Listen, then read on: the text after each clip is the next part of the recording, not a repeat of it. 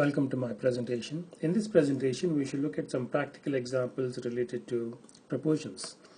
During a week, let us say during a weekday on the stock market, the ratio of stocks declining in price to those advancing was given by a ratio as 5:3.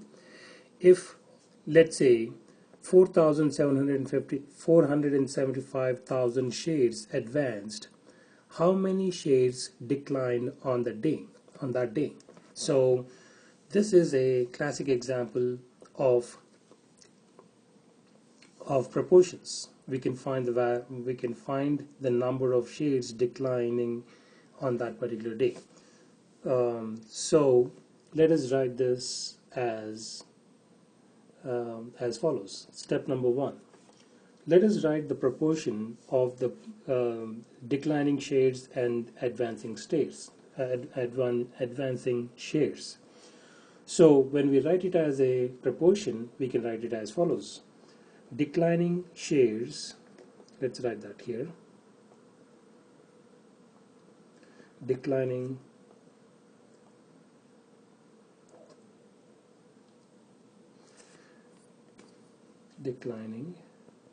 shares, and that is given to us as 5:3, and then advancing shares, and that is 3. So declining to advancing is given to us as a ratio 5:3, and we want to find the shares declining. Since we do not know that quantity, we'll call that as n. Let that quantity be n. So therefore, shares declining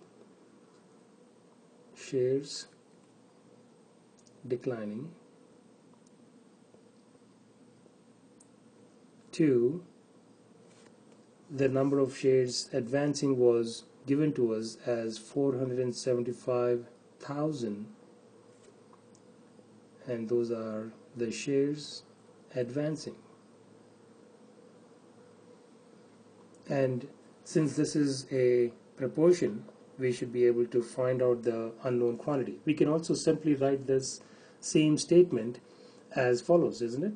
5/3 is equal to n divided by 475,000, like that. And now that we have boiled it down into two ratios, and we can use the proportions rule to be able to find the value of n, and that n is going to give us the number of shares declining on that particular day. So we're going to cross multiply, and we're going to use the proportions rule, and the proportions rule is telling us that if we have two ratios, A over B being the first one and C over D being the second one, when we cross multiply them out, we should be able to write the same rule as A times D is equal to B times C, and by writing it out in that manner, we should be able to find the unknown quantity. And we will apply this concept here to be able to solve this example. Step number 2. 5 times 475,000 is equal to 3 times n, and we want to find the value of n in here. Therefore, we're going to divide by 3 on both sides, right? And when we do that, 3n divided by 3 is equal to 5 times 475,000 divided by 3. When we simplify this, as long as we have the similar looking terms in the numerator and in the denominator, we can cancel them out, and therefore when we multiply 5 times 475,000 divided by 3, the value which we are going to come up with is as follows. N is going to be equal to approximately 791,667. Okay,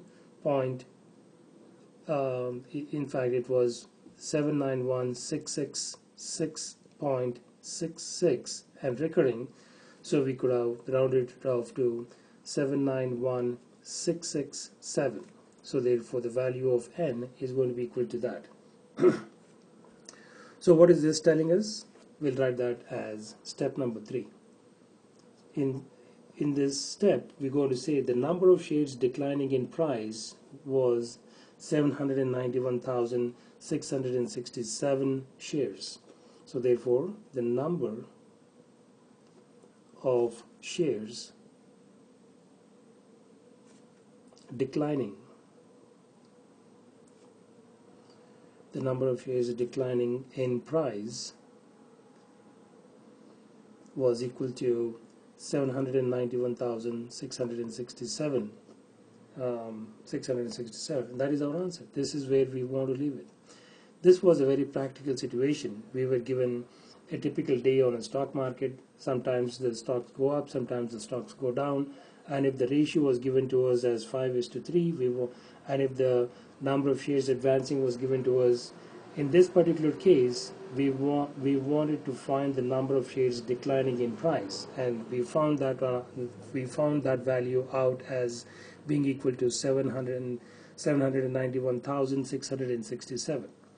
So this is how we can apply the concepts of proportions rule and addition, subtraction, so multiplication, division rules to be able to arrive